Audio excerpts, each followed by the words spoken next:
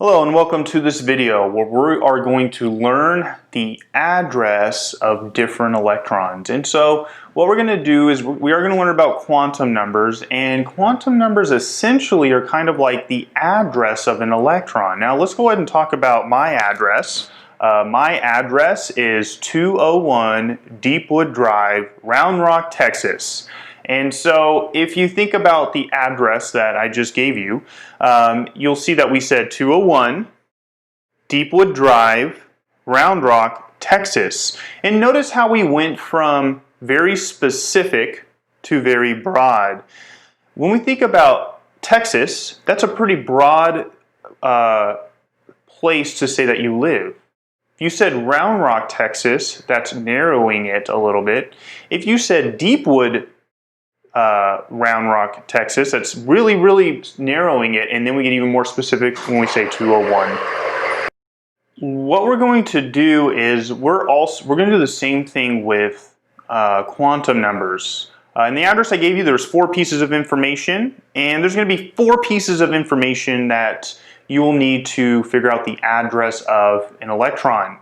The only difference is, instead of going from specific to broad, we're going to go from broad to specific.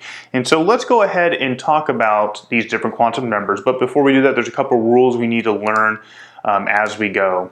The first one is the Heisenberg uncertainty principle, which states that it is impossible to determine the position and velocity of an electron. And so it's actually really interesting that you can gather information about the position and you can gather information about the velocity, but you cannot do both at the same time. And so that's something that is going to be useful for later. Now, the next thing that we want to talk about is the Pauli exclusion principle, and what that states is that no 2 electrons can have the same set of quantum numbers. In other words, no 2 electrons can have the same address. And so that's what essentially the Pauli exclusion principle states. And again, we'll come back to that later, we'll refer to that later. So let's go and talk about the 4 different numbers that represent the quantum numbers of an electron, or the address of an electron. And the first one is the principal quantum number. And this one's really easy. That tells you the energy level that the electron exists on.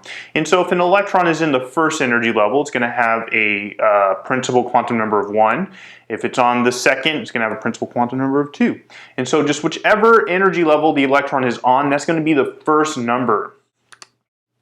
Notice how when we have, for example, if you think about sodium, which sodium is the 11th element on the periodic table, it's the beginning of 3s. Let's go ahead and think about sodium. That means that sodium is going to have a principal quantum number of 3 because it's on the 3rd energy level. Fluorine, which is in the 2nd energy level, is going to have a principal quantum number of 2. And so on. Don't forget the d orbitals go down by 1, and so even though something like titanium is in the 4th row, it's going to have a principal quantum number of 3 because the d's go down by 1. All right, the next one is the angular momentum quantum number, and that essentially tells you the shape. And so there's 4 shapes. We have S, P, D, and F. And what we're going to do is we're going to say that if an electron is in the s orbital, we're going to say that it has an angular momentum of 0. The p orbitals are 1, the d orbitals are 2, and the f orbitals are 3.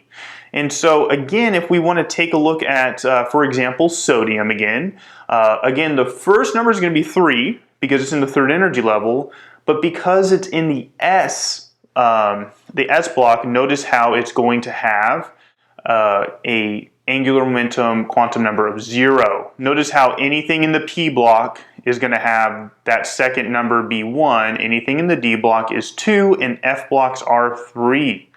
And so those are the first 2 numbers, and those are really easy. Again, it's the energy level, and then it's the orbital.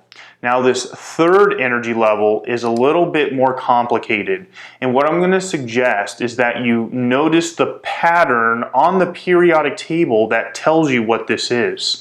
And essentially what this tells you is the magnetic quantum number, and it indicates the orientation within the orbital that the electron is in. And it can have a value from negative L to positive L. So for example, p orbitals are indicated by the number 1. And so the magnetic quantum number can be anything from -1 to 1. D orbitals have the angular momentum of 2, and so it can be anything from -2 to +2. And so let's go ahead and take a look at the periodic table and how this third quantum number is derived by looking at the periodic table. Notice how for s orbitals, the m will equal 0. So no matter what, if you have an s orbital electron,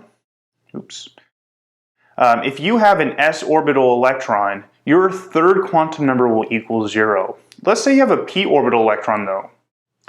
If you take a look, the first column here is going to be -1. The second column is 0, the third column is +1, and then it repeats itself. It goes -1, 0, 1. D orbitals, it's the same thing, except it's starting with -2, so it goes -2, -1, 0, 1, 2. -2, -1, 0, 1, 2.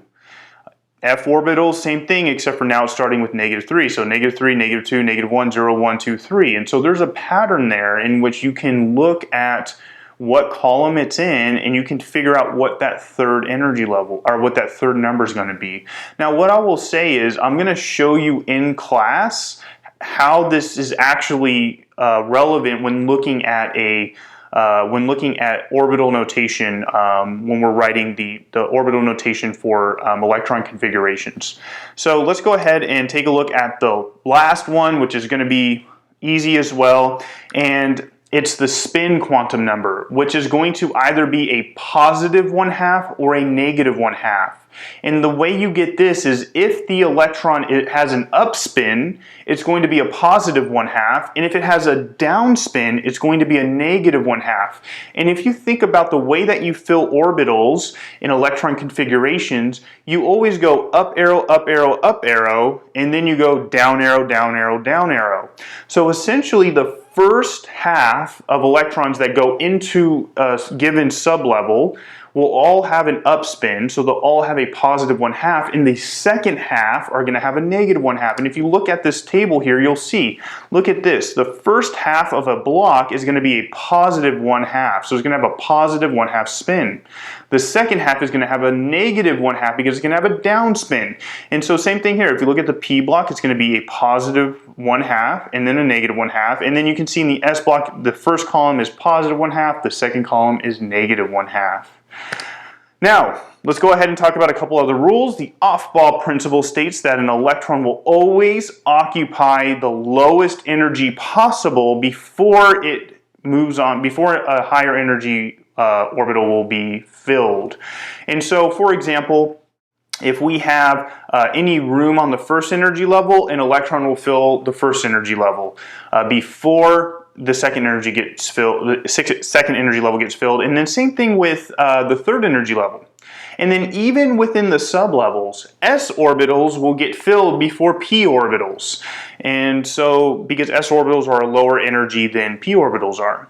And it's actually why the 3 Ds get filled after the 4 S's, because the 4 S's are actually a lower energy, even though it's in a higher energy level, because the D orbitals are so complex that it makes it a high energy orbital. But the next thing we want to talk about is Huns rule, which states that orbitals of equal energy are each occupied by one electron before any orbitals occupied by a second electron. And so if we think about the fact that p orbitals have 3 orbitals, each of the 3 orbitals will get filled before electrons will pair up. And so that's essentially Huns rule. And so that's, if you think about how electrons get filled, we fill each orbital before we pair them up. And so that's Huns rule.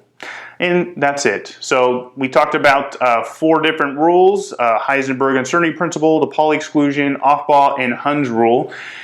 We also talked about the address of an electron, and make sure that you are memorizing this table here. I know that it looks like it's a lot, but once you start to break it down, it's really not that bad. The first number is going to be the energy level. The second number is going to be which orbital it's in. For example, p orbitals will be 1.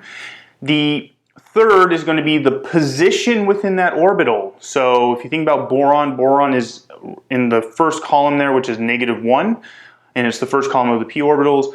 And then the last one is just, the last number is just going to tell you if it's an upspin or a downspin. And that's all there is to it. So hope you have a great day and take care.